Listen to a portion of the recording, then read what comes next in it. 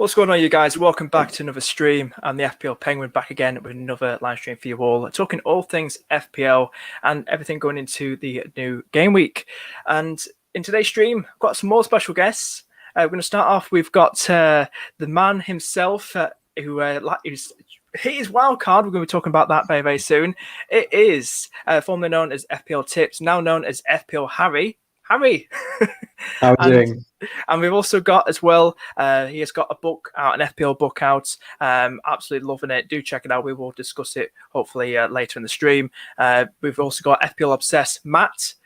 And we've also got from, you see him on the FF Hub a lot of times, and sometimes with Dave in the past on his YouTube channel. It is James. How are we doing, lads? And we've got one more guest. He's here. And we've got... Hello. Carl, my Newcastle mate. How you doing?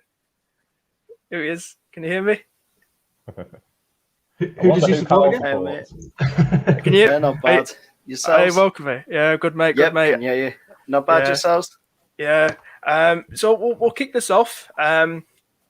We'll start off with we'll start off actually before we get into game week 12, because I don't want to keep Carl as long. I don't know if you mind.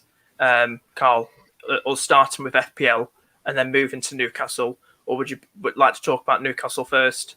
Because we know you don't. I know you don't play fantasy football. That's okay. But which one do you prefer, mate? Are you fine with? We'll just go with the fantasy football first. Okay. Yeah. No worries, mate. All right, we'll get straight into that. Boring to death. Yeah. No, appreciate you coming on, Carl. Great to finally talk worries. to you like this. So we're going to talk about game week 12. I'll get to my team just quickly. I've talked about loads of times. Let's keep going over the same joke. What a cruel game week, named after the Norwich keeper. So that's what I'm going for. Carl will love to see this, seeing at the bottom of the screen, Wilson in my team. We'll be talking about Eddie Howe and Newcastle very, very soon. But the transfers I've done, just quickly, like I said in the last few streams, I've done Cancelo and Wilson in for Azpilicueta and Vardy. So I've got about 5.4 million in the bank to spare. It's a -4 hit. So it's my second hit of the season. So I've gone down to 169k, well, just under 170k for the first time this season for the 100k rank. So I was a bit gutted, but I think the international break couldn't come sooner enough, so I'm hoping I can rebuild from this. I know it's a -4, something you don't really want to take. But long story short, like I've told me other guests in the past, I didn't have James. Reece James, didn't have Chilwell, Trent. Got rid of Trent a few weeks back. Stupid mistake. And didn't have Gallagher, Smith Rowe, players like that. So they're the players that really, really hurt me. So before you probably rip into my team, I have got Williams in there. A lot of people taking the mickey out of him when I've still got Williams in my team. But yeah, I'm pretty happy with this team. I'm interested to see how Newcastle do, how the Eddie Howe era will do. I think with Wilson, I think he's got some lovely fixtures, as you can see here. I think he can kickstart this era. Fresh owners, the fans are buzzing. Like I said, we'll hear from Carl very, very soon about his thoughts about Newcastle. Brentford, Arsenal. I think Arsenal still at 50-50. Norwich in there, Burnley at home as well. So they've got the next 4 games. They've got 3 home games out of 4 in the next 4 games. So I'm looking forward to seeing, with the Newcastle fans behind them, and seeing if Newcastle and Wilson in particular can get the points. But yeah, that's defence. Livramento, nice little hidden gem. Foster in there. I couldn't be bothered taking Sanchez out. We know he's only out for 1 game week, so there's no point taking him out. He's pretty much at the moment a set and forget keeper. He's got some decent fixtures. And when he turns up in games and doesn't get sent off, he does well. He does well. So I like Son in there. Son I've had since that game week going into that game against Everton 0-0. So I think with Son, lovely fixtures. Kane, I don't rate at all. Heading on the right place, and nobody will change my mind over Kane, because I don't think he wants to know that. He could score 20 goals against San Marino, 20 odd goals against Albania. That still wouldn't change my mind. So I'm sticking with someone like Son. Spurs still unreliable. It was when we were talking about with James at Planet FPL. It was good to get his thoughts being a Spurs fan. But I felt more confident going for someone like Son, especially for the next couple of game weeks. So only time will tell with Tony. What do I do with him? Brentford, the no Raya effect in goal, stopping Mbuemo and Tony scoring goals. But is he looking like a Mitra 2.0? Something we might want to discuss. Looking at his fixtures as well, he's a bit of a going in the Premier League, does well in the Championship, and then he's crap in the Premier League. But yeah, that's pretty much it. I am looking to get rid of Townsend very, very soon, just letting you guys know. So we'll just get people's thoughts. James, start with you. What do you think of a team? You probably want to rip into Williams. You know what? It's depressingly similar to mine, Calvin, actually. I actually have Williams, so I'd be the last person to rip into you about him. He did look for a while to be one of the best 4 million defenders out there. Of course, it feels ridiculous saying that now that we have Livramento and the like on the scene. But once upon a time, Williams did look quite promising. Before, Norwich's complete abysmalness really came into focus. I don't want to rip into this team too much because I also bought in Son in game week 11. I don't have Kane. I'm sort of regretting that. I'm interested to hear that you are still kind of resolute in that decision because, I know it's 7 goals against Albania and San Marino, but the fact is that Kane has always been a confidence player. He's also been a player that tends to thrive in the wintry months for some inexplicable reason. And so, with those two factors combined, it is difficult to ignore him going into that fixture run. But I'm happy to at least have some Spurs representation in there. Sorry, my washing machine's going off. I don't know if you can hear it, but you've got the Chelsea defensive coverage. I'm jealous about Cancelo. I'm jealous about Foden. None of those I have, and I guess those two are really high on my shopping list. I also really like Wilson in there as well. I'm a Tony owner too, so there aren't actually that many disparities with my team. I think if I were you, I would be looking at your that budget midfielder category. Gallagher and Smith Rowe, you mentioned the two of them already. They have been, I've been lucky enough to have Smith Rowe over the last 4 weeks, and he's been a bit of a godsend, to be honest, particularly he was at one point a differential. Townsend's, in there, he obviously hasn't done a huge amount. Unfortunate, really, because he did look brilliant.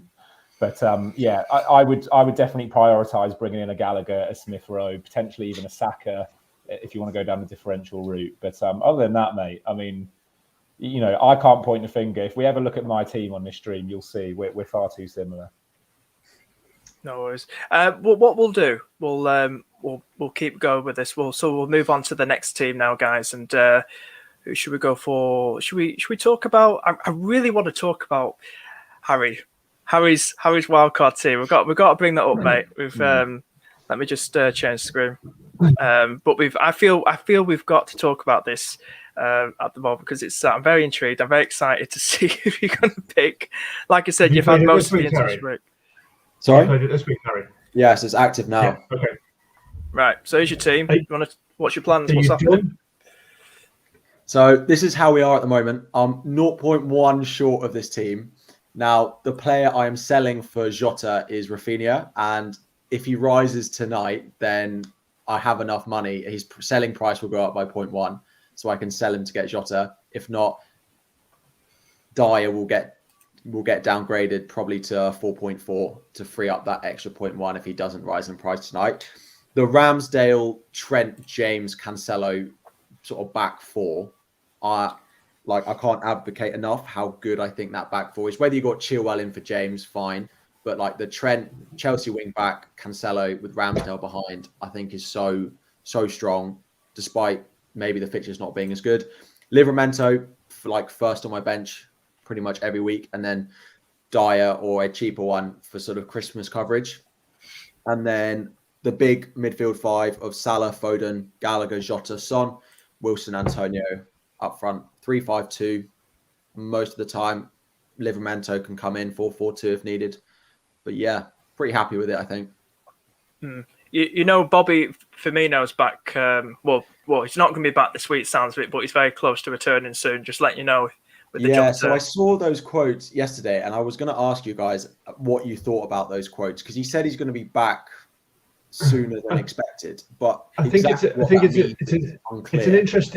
it's an interesting choice of language, isn't it? Yeah, that he's used because when the initial timeline is he's going to be out till mid-December, and then he says, oh, it's going to be a little bit sooner than we expected, and then says, but he won't be ready for the weekend. That almost sounds like stating the obvious too much, and I think it almost begs the question, so he might be ready for the weekend after then. And that to me seems really, really soon compared to the initial assessment of his injury. So it's made me think, because I was gonna go for Jota, and now I'm sort of thinking maybe I won't.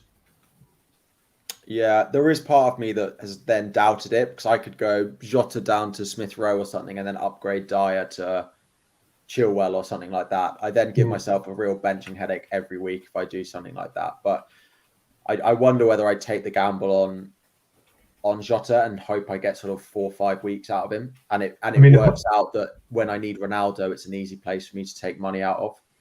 The positive thing with Jota is that he will then get more game time again when AFCON hits, and we lose, Salah and Mane. So, and when Firmino comes back, he's not going to throw him back in straight away. I expect the first game when Firmino's back fit that he doesn't start it, unless it's like a midweek or it's a weekend where they've suddenly played a lot of minutes. But if he's back like in training at some point next week, I still would probably not expect him to start, given that it's the same injury that he had at the start of the season. It is probably one of the players that could change by tomorrow morning, but the rest of it I'm pretty happy on. But yeah, Jota's an interesting one after the quotes yesterday. James, what's your thoughts on it? Anything you want to add? Needs more Williams, if you ask me. I said no. I mean, I do think there's quite a lot of money in the back line there. If you're going for a 3-5-2, which actually, there has been a lot of talk about this big at the back theory, which I know there is every season. I asked Bakar about it yesterday in our Game Week 12 preview, and he said it didn't give you enough flexibility as far as team structure goes, but actually, as far as scoring the most points each game week goes, it probably would have been the most successful strategy over the last 3 or 4 game weeks. So I understand the logic of having a strong bench. I do think that, if you're 0.1 away from this, Dyer is the obvious one to downgrade. Yeah. I also don't love the benching headache that Livramento brings you every week as well. We look at the last 4 game weeks. Southampton are actually best for expected goals conceded. They go on a relatively good fixture run as well. Livramento, I think we should start viewing him in the same way that we view, premium defenders from premium defences, minus his potential for attacking returns. I just want to get Carl's, seeing that I've got another team with Wilson, and be great to get Carl to jump in and put his thoughts in being a Newcastle fan. What's your thoughts, just quickly, Carl, on Eddie Howe and the positive vibe around Newcastle and Callum Wilson? What's being a big Newcastle fan from Newcastle? What's your thoughts going into this? With the Eddie Howe era, do you think it's going to go well? Do you think it's the right man for the job, Eddie, and Callum Wilson has got to start banging them in again? Yeah, I think, to be honest, it's a pretty good appointment. Obviously, a lot of people were saying, that we were looking more towards a Unai Emery, somebody like that. For me, even before the takeover, I would have took Eddie Howe. He's an amazing manager. He knows what he's doing. Just have to look at his history. With Bournemouth, taking them from League 2, minus 17 points, and taking them all the way up to the Premier League, keeping them in the Premier League as well for 5 years, on a very small shoestring budget. So imagine what he's going to be able to do, with the kind of money that's being touted about for us heading into this January transfer window coming up. It's going to be quite interesting to see who he goes for. Obviously, we've already seen the impact on the training ground as well over the past few weeks. Of course, with a lot of players, like John Joe Shelby being shown on images, the goalpost and training equipment and all that. So you can say the players are putting through their training quite physically, quite intense training as well. A lot more intense than what we're seeing with the likes of Steve Bruce, which, to be honest, was barely any training, to be honest, anyway, because they were off most of the time, as Bruce was off away on holiday to Portugal. He took a break during one of the international breaks to go away for a week on a holiday to Portugal with his missus, instead of, taking that time to have the lads that weren't on international duty doing their training. So it is looking quite, positive going forward. And we've got some really easy-ish fixtures coming up as well after the December period. We've got, we've got the likes of Southampton, Watford, Leeds, Everton, winnable games. We've got winnable games coming up as well. We've got the Brentford game. For me, that should be 3 points in the bag. I know Brentford's a really good side, but, they're starting to lack off a little bit. Now, we've seen in the previous 4 games have lost them games. So you can say that it's starting to take the toll, what they did in the early parts of the season. And then, of course, you've got that game against Arsenal after that, which is away down at the Emirates. That might be a bit of a tricky game for Eddie Howe. But he has said in interviews, we're not going to be sitting back as much. We're going to be pushing at teams more like the old style, what we used to say, in the 90s with KK. So it's going to be interesting, and I just can't wait for it, to be honest. Yeah, it's exciting, isn't it? Being a Newcastle fan and everything, and seeing Newcastle back. They got rid of Ashley and stuff, and it's going to be interesting. And I'm looking forward to having Wilson in my team. I know it's probably early days, but maybe Eddie Howe could give Wilson this. Now there's new owners, the crowd's behind. Newcastle fans are fantastic, home support. So I'm looking forward to it. Brentford, was it last 2 they've lost? They've looked shaky. Lost to Burnley, lost to Norwich. The last four. Who's that, Brentford? Yeah, the last 4 for Brentford. Is it 4? Lost in the league. Yeah. Oh yeah. Oh no, yeah. I'm talking. Sorry, I was talking about the 2 games. My mistake. Last 2 games they've been a bit shaky. Yeah, but Burnley and Norwich games they should have got something out of. Definitely against Norwich. So I think if Newcastle have a good chance, a really good chance, and I do like, and that's why I brought Wilson in. And I think with Harry as well, you've got Wilson in. I think for the fixtures ahead, I think it's really exciting. I think it's a good one to go for, because what is he at the minute? Is he about 2.7% owned at the minute by FPL managers, Wilson? No. So I think he's a nice one for the next couple of fixtures, Harry. And then what Carl has just been saying about Newcastle, I think it's a good good buzz around the stadium. So it's, I don't know what you guys think. There's just a real lack of good forwards at the moment. Which I think really, Wilson's biggest crime, and Carl, I mean this with all due respect, is that he plays in a Newcastle front line that have done very, very little, particularly this season. But in terms of his per 90 expected goal involvement, it's elite level. He's up there with the best this season. So I agree. I can understand why Newcastle fans are so excited. Howe brings that very attacking, open, expansive brand of football. Certainly did at Bournemouth. I think it does make them vulnerable at the back, and I think it will be interesting for FPL managers to look at how you can potentially attack Newcastle fixtures a little bit more if you have players that are playing them. Certainly when we think of Bournemouth and their brand of football back when they were in the Premier League, it was incredibly explosive in terms of scoring goals, but also quite vulnerable at the back. So those are the kinds of teams that FPL managers should like, right? Because generally the games they're involved in involve a lot of goals. So it's going to be really exciting from an FPL manager and a Newcastle fan perspective to see how they progress this season. Yeah, Harry. So any final thoughts on what's been said, or what do you think? I really like Wilson. I did wonder about saving money and going for St. Maximin up there with him, because I think at a cheaper price, it would be a way that I could free up money. And again, even more of a differential of Wilson. But Wilson's just that focal point, given that he scored goals, as James said, when a Newcastle team weren't creating many chances. He's already scored 4 goals this season. If he's going to be in a Newcastle team, which is more attacking, and then in theory creating more chances, I can only see that getting better.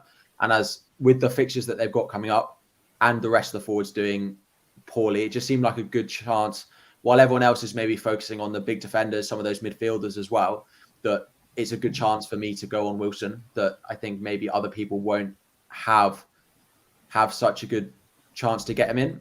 Jota is an interesting one, and I've just been sent by someone a picture from Firmino's Instagram where he's got a like mask on as if he's in like hospital. Like, you know, when you are injured, you get like a oxygen mask, not a face mask like we're all wearing, like an oxygen mask, which again, it was yesterday, which implies I'd be surprised if he goes from wearing an oxygen mask to being a fully fit Premier League footballer in like 6 days. I'd be surprised if that happens. So even if I get maybe the next 2 out of him or the next 3, I know I'll need to free up some money when I want to get Ronaldo in sort of game week 16. And maybe I just go Jota for that short term. And if it doesn't work out, then I have a really easy route to free up that money anyway. So I think I'll probably end up going with him. I don't necessarily think Jota is I don't think Firmino will be out maybe as long as we thought, but I'm pretty happy with how it is, but I'm excited by what Wilson can offer, I think. Just one question for going towards Carl. It's on the screen from Riyadh.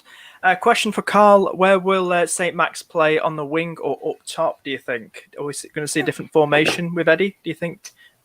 To be honest, I think, like I said, Eddie's going to play a more attacking style of football, so it might be quite similar to the formation I used at Bournemouth, where we're seeing, of course, I think it was a 4-2-2-2 or something like that.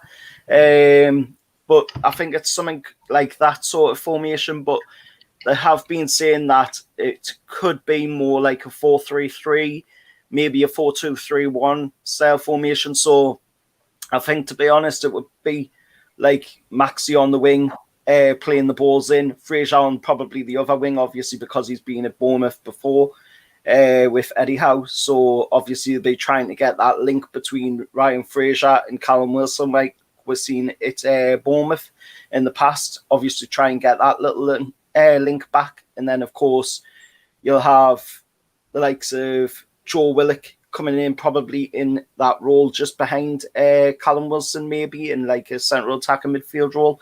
But I think, to be honest, Maxi probably will be playing on a wing, probably not up front, because he's more suited to that wing play, gives him a chance to, get on the ball more, cut inside and, do his thing like he likes to do in the Premier League.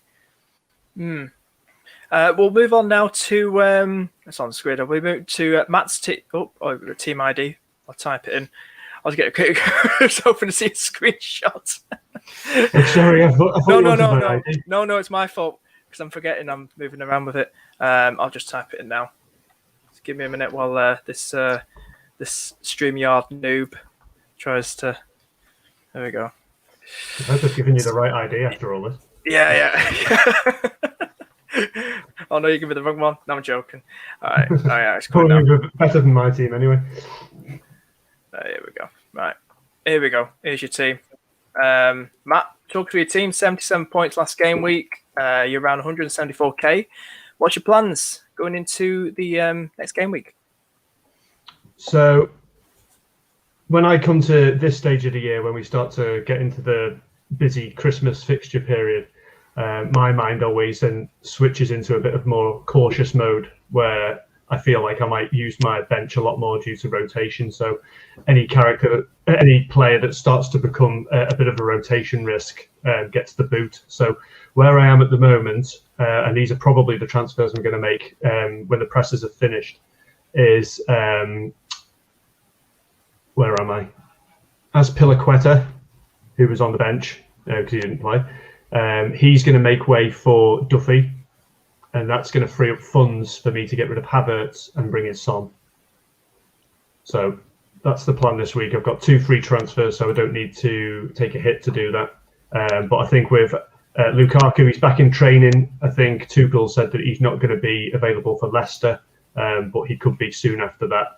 And as Pilaqueta, I have no idea where he figures into Tuchel's plans anymore. So to me, they're the biggest liabilities. So they're going, and they're making way for, as I say, Son. I want at least some Spurs presence for that lovely run of fixtures that they've got. Like you, Calvin, I had no interest in Kane really, and I think it's one of those. I think if you've got the route to Kane, it's easy to convince yourself that Kane's the right option. Likewise, if you've got the route to Son, it's easy to convince yourself that Son's the right option. But for me, in a difficult season for Spurs, Son has proved that he can continue to get returns, whereas for me, Kane hasn't this season. And I think his issues are more symptomatic of not wanting to be there than any form of confidence boost. I've heard a lot of people say, yes, I know it's Albania, I know it's San Marino, but these goals give strikers a much needed confidence boost. But if confidence is not the issue, and it is actually that he doesn't want to be at Spurs, then he's going to go back from his buzz at England and he's going to go back to somewhere he doesn't want to be. So, for me, I just can't get excited by the idea of Kane at all. And of course, that means he's going to get a hat-trick at the weekend. But I hope not. Yeah, me too. Typical, wasn't it? Typical, yeah. I mean, one thing I've noticed both about my squad and the other squads that I've seen is none of us really have an easy route to a premium striker. We've got no Vardys or obvious placeholders like that amongst us. So I think, for game week 16 with Ronaldo, which I think has already been mentioned, there's going to be some chopping and changing, I think, in all of our squads to get there. But I think that's going to be something that's worth doing. Yeah, just to touch on Kane just quickly. Yeah, I just think with his price, obviously, like I said earlier, his head's not in the right place. There's other strikers as well. Lukaku kind of fizzled out before his injury. Ronaldo's just fizzled out, probably due to Ollie. Maybe, if Ollie went, Ronaldo might come back. Who knows? Maybe there was too much hype for Ronaldo when he returned to Manchester United. But yeah, with Kane, he's obviously doesn't want to be there. Like I was saying earlier, he could score 20 goals against San Marino the other night. Still wouldn't bring him in. It's obvious, like, he has the heart, to play for his country, England. But when it comes to Spurs, he's just like, he doesn't want to be there. I'm not too sure about this. If I got this right in the last stream, I think it was with James or Chris from Planet FPL. James. I don't know if you made some comments about the Spurs team, but during the transfer, the saga, going to Man City, maybe that's kind of annoyed or basically pissed off the Spurs players and they don't want to really pass to him or something like that. I don't know. I do feel Kane's probably got on the wrong side of a lot of his teammates during that saga, maybe, or I think they should have got rid of him. They should have got rid of him when they had the chance. Get the money in, get someone else in. They've made it hard for themselves. They really have, and I don't even feel tempted to have Kane in at all.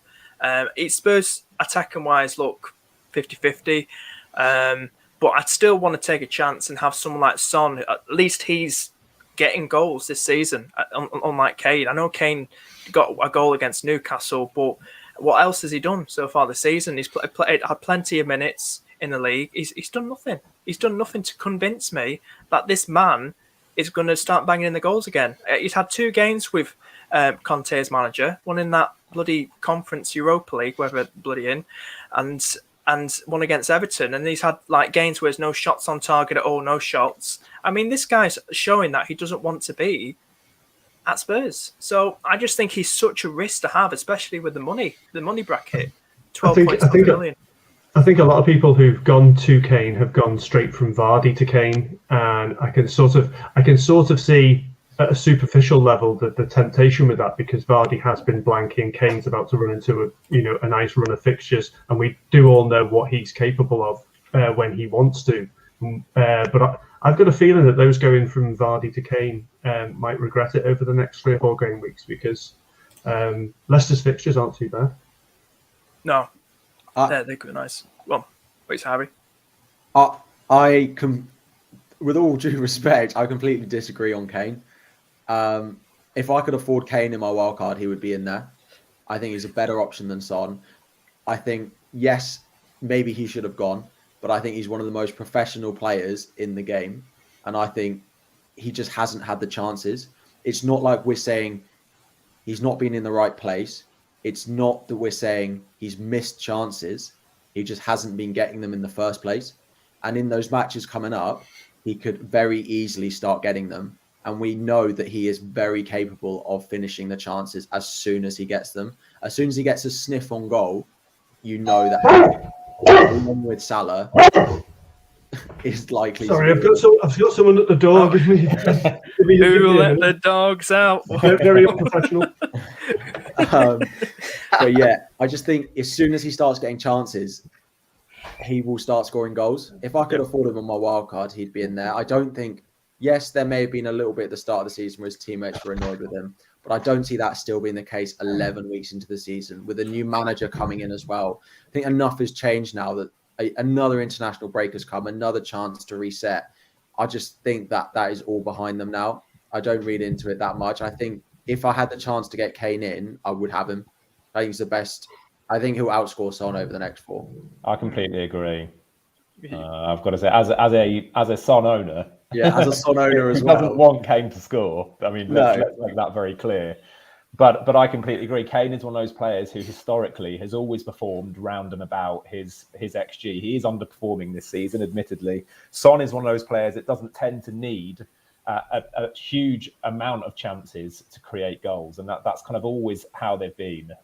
So, it's unsurprising that in a team that is creating very few chances, Son is the player who is currently on top. If they can find a way, and that is still an if, they didn't do it against Everton, and that was under Conte, but if they can find a way to start creating chances, this notion that Kane is just not that fussed about scoring goals, I think is just too abstract. I don't claim to understand the psychology of top athletes, but that sliver of time that we see players for each week is very deceptive and doesn't acknowledge the entire week that they spend around their teammates, eating meals with them, training with them every day.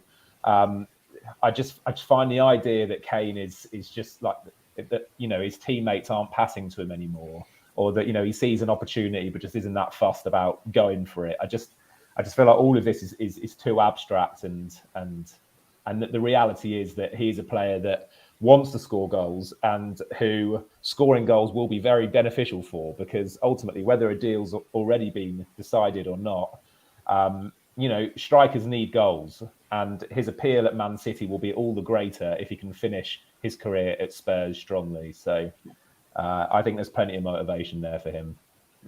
We'll just get Carl's thoughts as well. What's your thoughts on the whole what's going on at Spurs? Do you think Kane, do you agree with Harry and James, or do you agree with myself and Matt? Carl, about Kane, what do you think about him? Harry Kane, he's one of them players where, he seems as though he knows how to score goals, but sometimes, you look at him and you think, does he really want to get out there and, put every ounce of energy out there on the pitch?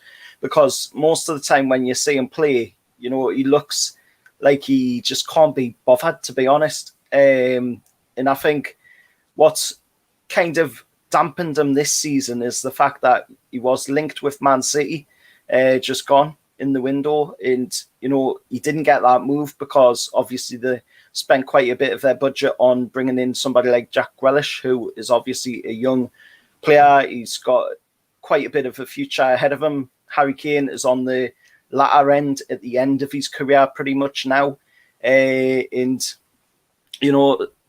is he really going to be able to, last that long in football for much longer? Because he sort of reminds me similar to, obviously, Wayne Rooney, who was really good at a young age, but then once he got to about his 20s, mid-20s, his legs were absolutely shot. He was finished. He was done. And he's a player, in my eyes, that needs to adapt his game. He needs to evolve with the game. Obviously, you can't just rely entirely on the style of play that he's been going with from the beginning. Of course, Alan Shearer, somebody that he gets obviously compared to quite a bit, is obviously Alan Shearer. And even Alan Shearer had to adapt his game as he was getting older. And that's something we haven't seen, Harry Kane do. And he's in a team with Spurs where they've really only got him and Son. Without Son there, there's nobody else to feed the ball to him. Without him there, there's nobody really to hit the ball into where Son is. So he definitely needs to get a move away to a team where, you know, they're going to be able to just pass that ball to his feet every week, because that is the kind of player, you know, that Harry Kane is. He can't go running for the balls. He just doesn't have the pace. But there's something definitely got to be done with him, because he's just not a very good goal scorer in my eyes. I think Go on, Matt. No. I Just say think it, Matt. I think what James said is absolutely spot on, in that you just get a slither of what these players are doing on the pitch, and we don't see, you know, the much wider picture. And I do believe Kane, you know, is an absolute professional. But I think if you look at this purely from an FPL lens, and let's just admit to ourselves that we don't know what's going on behind the scenes, and it could be one thing or the other, and you know, we can only speculate at this stage. But this season, out of his last, I think it's nine games he's played, he's blanked 7 times. So I think what this then comes down to, regards to Kane's appeal, is kind of fits in with what sort of FPL manager you are. So a lot of FPL managers will be looking at Kane and going, this could be the turning point, and I want to be here at the start of the turning point, just as he's getting into his fixtures, to give me an advantage over everyone else. Now, I'm a different sort of FPL manager. To put it politely, I'm cautious by nature. If you want to put it bluntly, I'm a boring manager, and I like to see evidence of those trends before I jump on it. So I'm not ready to rule out Kane at the moment, but there's no part of me that wants him right now. I'm quite happy to watch him bang in a couple of goals and go, do you know what? I think he's back at it, and then make my move. And if that means losing a slight advantage over those that made a move on him first, then fair enough, I'm willing to take that risk. But for 12.2 million, I just don't fancy taking a chance on him just yet. Do you want any final thoughts, Matt, on your team? Any more of what you're thinking of doing, or any plans? To be honest with you, I was actually thinking, because I always like to have about sort of a 4 to 5 week ahead plan for my team. So what I'll normally do is map out my next 4 to 5 transfers. But I got past this week's, which is bringing in Son and Duffy, and I sort of hit a bit of I'm not sure where I want to go with this. I know I want Gallagher or Smith Rowe, and the best exit route for that is to get rid of Ben Rama, who's just done nothing for a while. Tony as well seems a little bit of a weak point, but I don't know where I'm going to go with him. Other than that, and this could be me biased because I'm on the back of a pretty good game week, I'm quite happy with it the way it is. Sorry, just on Duffy, interesting that you're going with him over the other Brighton options, because I don't claim that I know what's going to happen on the Brighton team, but I am seeing whispers of Brighton fans wondering how long Duffy will continue to stay in the team. Now, he's performing well, he's scoring goals and scoring for his national team as well, but I just wonder if someone like Veltman is safer, given that you are a cautious manager, whether, you know, a 4.4 in Veltman at the same price is likely to keep his place and there's less risk with him. I've had the same thought, and just like you, I'm not any form of an expert on how Brighton players' minutes are going to get managed, but I have been burnt by Veltman before, where I brought him in right at the point that he started getting rotated, because I think it was Webster came back from injury. So Veltman to me seems as much of a rotation concern as Duffy, and I'm sort of relying on the fact that Duffy's performances will keep him in the squad. Don't fancy Ben? Sorry, go on. No, sorry, go on. I was going to say, you don't fancy another option that I'm looking at 4.5 is Ben Davies. Spurs again, nice run of fixtures for them as well, 4.5. Yeah, that's another one I've considered, but gonna stick with Duffy for now. See what happens. Fair. Cool. We'll move on now to James. We'll get your team on the screen, mate, and we can have a good chat about it. So here it is. It's on the screen. This is your team, I believe. This is the bit I've been dreading. Go on, talk us through it. What's happening? How's your season going as well? It's all right, actually. Season's going well. I'm at 16k at the moment, which is nice. the highest I've been at this stage in the season before. So I can't complain. I have been very lucky, though, as I think most people kind of in and around that rank probably are. Like players like, for example, I had Mount when he scored his I think it was 21 points against Norwich. I've had Smith Rowe for the last 4 game weeks. Rafinha's been kind of chipping away with 8 and 9 point contributions as well. So, I would say actually those 3 with Jimenez occasionally popping up as well have been what's given me the edge over, the quote unquote template in recent weeks. But it does very much look like a team that's in need of a wild card, in my opinion, now. Mount, for example, Rafinha as well, Smith Rowe to an extent are the sorts of players that I kind of feel like I've gotten everything I can out of them now. I've been quite lucky in the last few weeks. But, are they going to continue their form? These are players that, well, Mount maybe is an exception because he hasn't been playing since his haul against Norwich. But these are players that haven't been posting great underlying stats. And, I do tend to be more of I would say of all of the metrics that managers use to assess potential transfers, underlying stats, expected goals are where I place most emphasis. So, I'm looking at Smith Rowe, for example, and thinking, well, maybe Gallagher at the same price is better because he's posting the points, but he also has those all-important underlying stats to back it up. In my opinion, I think Phil Foden is the most important attacker to bring in if you don't have him at the moment, assuming that everyone has Mo Salah. I think Phil Foden ticks all of those boxes as far as, the team he plays for, the fact that he seems to be starting every week. He has the underlying stats. He has the historic data as well to reinforce bringing him in. So to be honest with you, my main priority this week, I think, is probably to get rid of Mount and to bring in Foden. I've got $1 million in the bank with which to do so. There are other fires that I would ideally want to put out too, though. Koufal has been doing very little. I was hoping to keep him until he recovered, but it looks like Johnson has, for the time being, got that slot in the West Ham starting 11, which means Koufal is condemned to Europa League action. Kind of already regretting Son. I bought him in last game week along with Tony. None of whom performed in game week 11. And already, when I look at where there are possibilities and avenues to free up funds, Son seems like quite an obvious one. But I'm going to keep him for these 4 fixtures and see what happens. Cancelo, Reece James, all of those could make their way into my team over the next few game weeks. But it's just a case of, kind of staggering out these transfers. I've been kind of going down the more conservative route this season. And that means not taking as many hits, being a little bit more patient with my new acquisitions.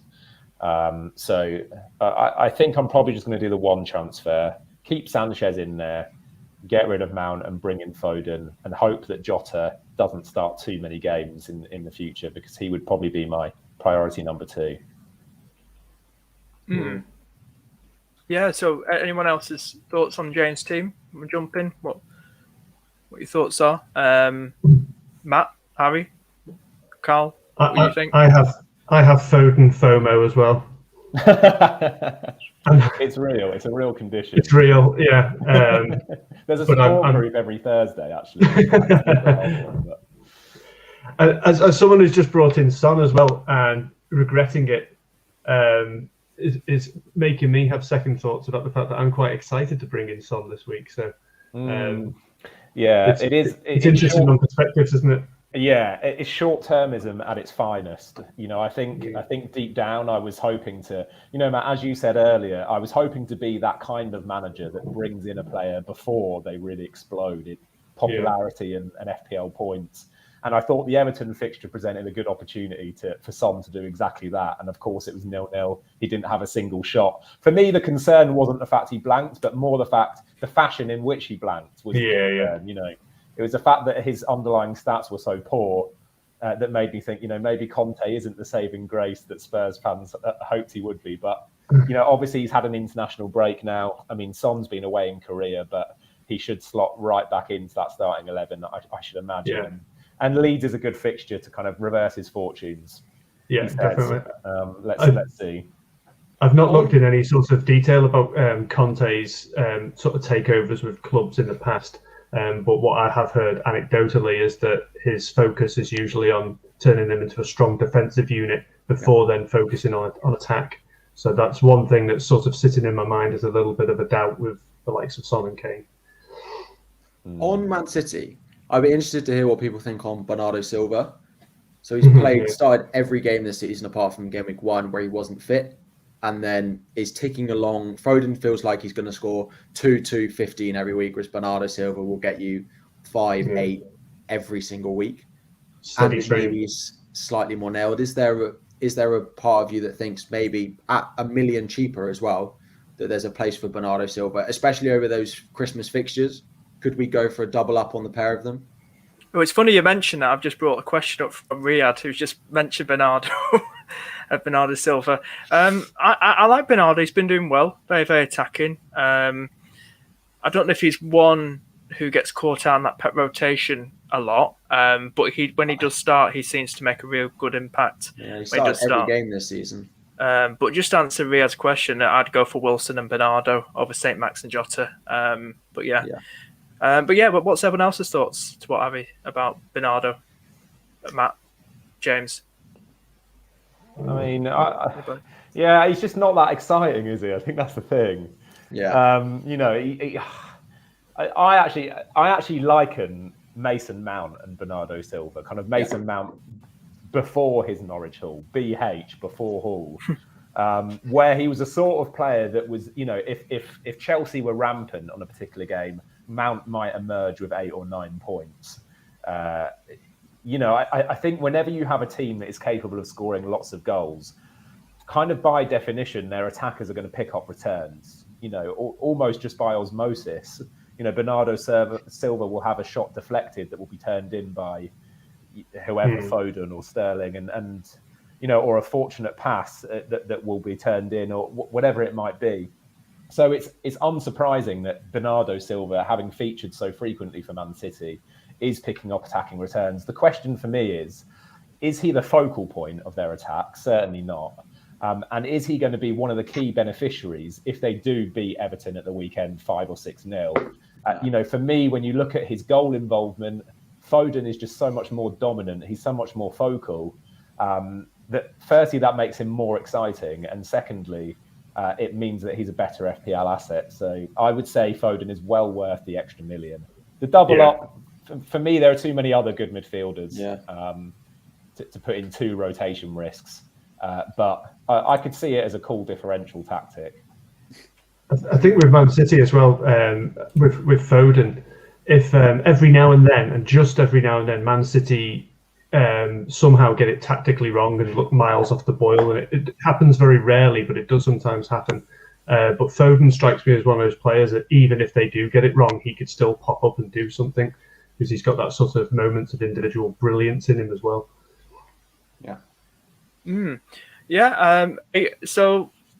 James, it's interesting team, nice team. I was just having a good look at it before we move on to the questions, and I don't think you need to. Are you 50-50 about wildcard? You say you still got your wildcard? No, I don't have it. I know you have a wildcard. You just want it.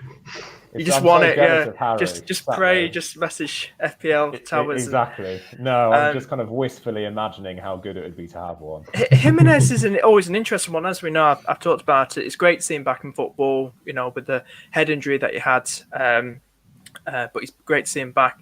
But I think if you could probably look at someone like Hwang instead, who's cheaper for Wolves, I think Jimenez isn't really fire them in at the moment. I think for the prices as well, you could probably go downgrade to, well, it's not really a downgrade, it's like an upgrade, but you know what I mean, to Hwang, who's cheaper and seems to be doing a bit more better than Jimenez. So you could do that. But Mount's definitely one to get rid of. Definitely. Tell you what's interesting about that, Calvin, is that, and actually this is maybe another discussion, but I bought in Jimenez over Hwang predominantly because Jimenez is on penalties for Wolves, as far as we know. Now, is it just me, or have there been bugger all penalties this season. Literally none. Like it's ridiculous. I feel like that as a kind of consideration needs to be, lessened when we consider it as a virtue for some of our picks, because it's the same with Tony. He's supposedly on penalties. Antonio could be on penalty. I mean, this is the thing. I don't even know who's on penalties for a lot of clubs because they're not getting any. But it's interesting. One thing I know is that Mount will definitely not be on penalties, assuming that any other player get rid of him. Yeah. Get rid of him. As long as there's one player on the pitch, it's not going to be Mount. Get rid of him. But it's weird, isn't it? Because I think we're used to this post-VAR world where there are more penalties on average awarded, and that seems to have been the case up until this season. Coincidence, or is there something going on here? No team has had more than 3 penalties this season. There you go. And it was Brighton. Harry. Pulled it off the top of your head there. Yeah, just not got a laptop next to me or anything like that. When you compare that to the first half of last season, that's incredible. Jimenez is an interesting one. The next 3 fixtures, I definitely keep him for, because after West Ham, they've got a couple of nice games. So I'd be up for keeping him. Hwang's an interesting one, and I had him when he wasn't doing anything. His XG is pretty low. He's been scoring chances and scoring goals without building up much actual XG. Like he hasn't missed when he was scoring his big hauls. He wasn't missing chances. I think between now and the end of the season, Jimenez will outscore him. Maybe not enough to the 2 million price gap, but over the next 3 weeks, I think I would just probably keep him and then get rid after. I think going from one to the other for the next 3 weeks for their good fixtures seems like quite short term. It's quite a luxury move. Mm-hmm. And looking at your team, James, I feel like there's transfers you need to make. I swear. When you've got Williams in your team, you can't get Jimenez to Hwang, can you? Yeah, Jimenez to Hwang is not. I'd rather, Right, we'll move on now. Great to see your teams going to game week 12. Great to see so many people in chat as well. Hope you're all doing well. If you're enjoying the stream, leave it a like if you want to. Hope you're enjoying it. And if you're new around here, please do consider subscribing. All the links to all my guests on the screen right now in the description. So do check them out. Give them a follow, give them a subscribe.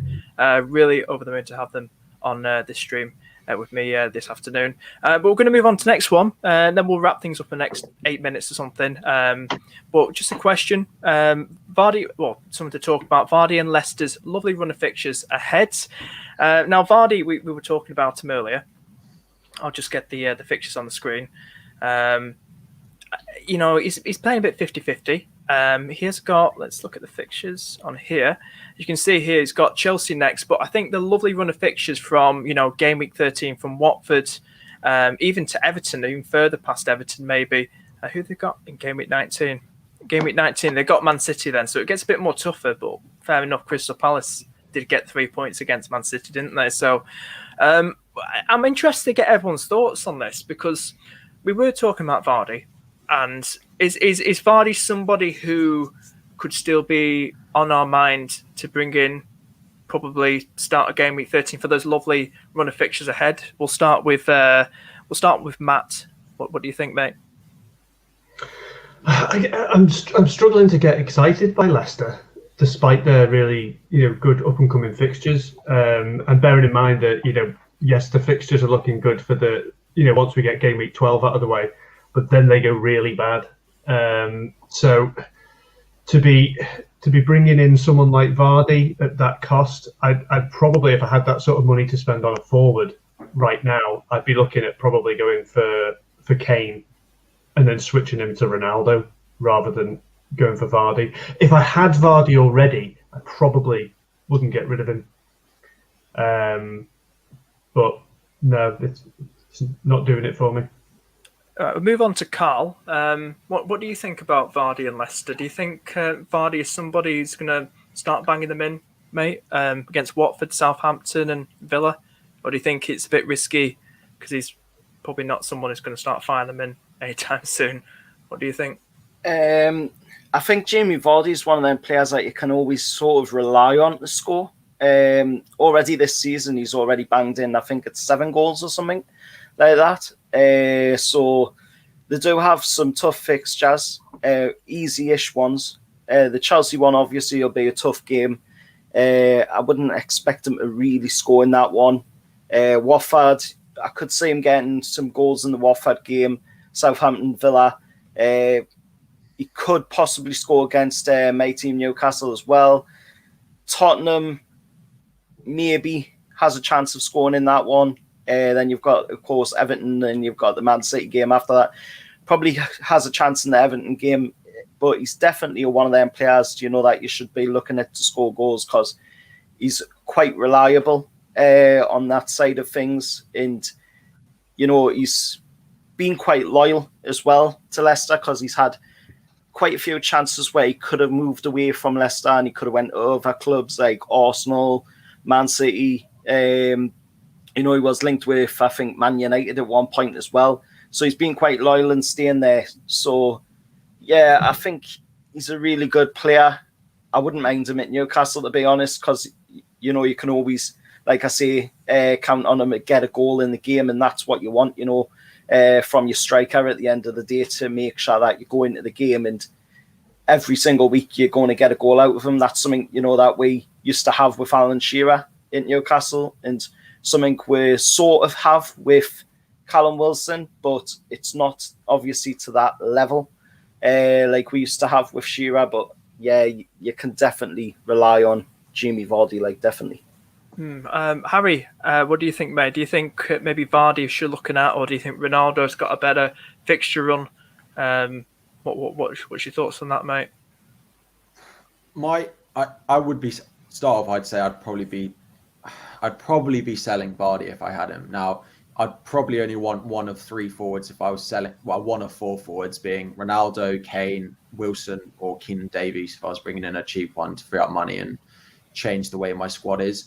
If I look at the fixtures, I think Chelsea at home, would say it's a difficult fixture. Watford at home, great. Southampton at home, we've already spoken with Livramento. They're a really solid defence now. So I wouldn't necessarily, although it says green here, wouldn't be going to target that. Villa away, Gerrard's come in and said we're creating chances and not scoring them, but we're also leaking way too many than we should be. So again, by sort of 4 weeks' time, I expect Villa to be leaking less chances than they are at the moment. Newcastle at home, great. And then Spurs away. There's only 2 fixtures in the next 6 that I really would look to target for them, in Watford and Newcastle at home. So I think there's other ones that I would be going with over him. If I had him, I wouldn't be selling him for a hit. Oh, I probably would, actually, to be honest. Made your mind up. I probably would be. And then I looked at Chelsea at home this week and I was like, actually, yeah, I probably would. And looking at the fixtures that the likes of Kane, Wilson and Ronaldo have this week, I probably would. We'll just go to James now. We'll also add this question from Steve as well. What do you think about Vardy to Wilson to fund a strong overall squad over the Christmas fixtures? And that's something I've done, Vardy to Wilson. What's your thoughts on Vardy in general, James? Do you think he's one maybe we should probably look at the start of the Watford game, but if you've got him already, keep him? Or what's your overall thoughts on someone like Vardy? Or do you think we should take a punt on Wilson over the busy Christmas period? I think I agree with basically what everyone else has said. I've got a theory about Vardy, which is that the only time that FPL managers have actually enjoyed owning him was in his breakout season when Leicester won the Premier League. And ever since then, Vardy has been like the reluctant necessity that FPL managers have had to kind of reconcile themselves with buying, but no one's really enjoyed it that much. He tends to only score 1 goal. He is prone to a yellow card. He's always in that awkward price bracket, somewhere between mid-priced and premium. Basically, Vardy has to do something exceptional for FPL managers like us to really start considering him. And I think he has done that at the start of this season by scoring every single game. But that's the level of performance. A bit like Aubameyang, who's in a similar price bracket. They can tick away quite nicely and no one will consider them. Ironically, premiums have to do less to get into your team. So Vardy will always be one of those players until FPL HQ decide to price him lower. And, why would they at the moment? Because he does tend to perform well. He's probably going to get another 15, 20 goal season this season. For me, he'll probably score against Watford and Southampton. It's not going to be enough. And this is the thing with Vardy, is that he has to do so much to win me over. I just can't see him doing it over those fixtures. I think Vardy to Wilson is a good shout. I like it more. When we look at the underlying stats, Wilson's actually doing better as well. So, even on that front, there's very little argument for Vardy. Wilson has the better fixtures. And it's just a bit more fun, isn't it? I think Wilson's got the potential to score 2-3 goals here or there. Vardy, maybe not as much. We'll just finish it off. It's a quick one, and then we'll wrap things up. But just to get all my guests, just a quick answer. Best captain other than Salah. This is from Blue Arrow. So basically, just to explain it to Carl, because I don't play FPL. Basically, when you captain play in FPL, you get double points, mate. So they'll get you you captain that player, they get you double points, big points. So we'll start off with Harry. Best captain, do you think, other than Salah, Harry? Ronaldo for this week. James? I'll go for Shea Adams. Shea Adams. Sorry, that just took me off guard. That and Matt, you're going to say Armstrong? No, he's actually a good shout. Actually, if you were brave enough, Cancelo, and that has nothing to do with my contempt for Everton. I hope he gets Hattie of assists against them.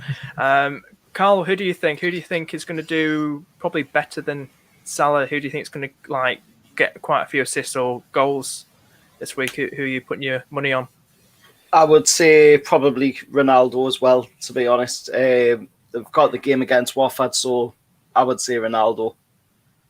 We get a lot of people here. Let's say hello to a few people. Before we sign off, constructive Carl. Someone else saying Rooney's shot had 24. And then we got top scorer last season. It's just not that's been pointed at. KDB has COVID. News just released. I heard about KDB. How you doing, Simpi? You doing well, mate? Cancelo maybe or Foden, Ramanathan.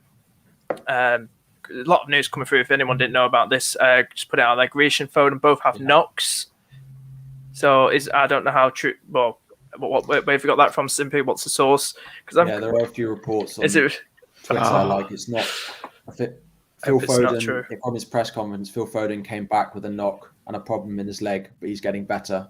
And unfortunately, Kevin got a positive COVID test in Belgium and needs 10 days. Oh, City. So De Bruyne means Bernardo Silva is set to play for the next 3 game weeks. I kind of want to start Townsend now. Right, so everyone's here. Let's see what Simpy saying. De Bruyne has COVID. Grealish and Foden both picked up knocks with England reported from SPBH. Well, that account right there. That's where he's got it from. But yeah, so we'll finish things up there now, guys. I really enjoyed it. It's gone for over an hour. I want to thank my guests. Let's get this on the screen. Let's get over here. There we go. I want to thank my guests, Harry, James, Carl, and Matt for coming on. First time making their debuts on this stream. Really, really over the moon, guys, for you popping on. Like I said, I put their links in the description below. But you can just say it on stream as well. Harry, where can we find you, mate? Put it out there. FPL Harry, YouTube, Twitter, Instagram, TikTok, wherever your heart content. You got a TikTok as well. Nice. Yeah, he's massive on TikTok. I've seen a few FPL managers get TikTok, FPL graduates, and right, James, where can we find you, buddy? Don't TikTok. Look for me. Definitely don't look for TikTok. OnlyFans. No, don't look for me. Is what I would recommend to anyone watching. I'm much better at being a vessel for better managers than me. So go to fantasyfootballhub.co.uk and read some of the stuff that I'm editing on their behalf, because it's far better than any advice that I could spew. Carl, thank you so much. It's finally great to speak to you as well, mate. We've known each other for a while. But thank you so much for coming on and taking the time to talk a bit about Newcastle as well. Wish you the very best for the season. Where can we find you, mate? You want to plug in your Newcastle, your channel? Yeah, you can find us at the link just chat 100% mags on my social media accounts. Obviously, the Instagram one changed to 100 and then the word % mags, because I got hacked on there, unfortunately, by Qatar, which has been happening a lot to Newcastle fans. But you can also find us on 100% mags on YouTube as well. That's mainly where I do my most content for the channel, and it speaks for itself, to be honest. It's just Newcastle United content, previews, reviews, and all that. So yeah, that's where you can find us, and it's been a pleasure coming on and talking to you as well today. Cheers, mate. And Matt, we'll finish off with you. Do you want to just tell us a bit about your FPL book as well, which I'd love to. We'd obviously love to hear about as well. I'm an owner of one of your books. Where can we find you, mate? Twitter and everything in your book. Put it out there. So I wouldn't know where to start with TikTok, to be perfectly honest, but you can get me on Twitter or on Instagram with FPL Obsessed. And if for whatever reason you're interested in my book, then again, FPL Obsessed on Amazon, you'll find it on there. Yeah, it's a very, very good book, guys. Do highly recommend giving it a read. It's helped me a lot. It's helped me a lot this season. But do check it out, guys. You do it better than me anyway. Maybe I should read it. Yeah, sure. Am I doing better than you this season? You are, yeah. At the moment. But yeah, do check out, guys. And thank you so much to my guests once again. And really enjoyed this stream. So take care, guys. From me, Andy Robertson, and my guests. See you in the next stream. Bye-bye. Thanks, everyone. Nice to speak to you.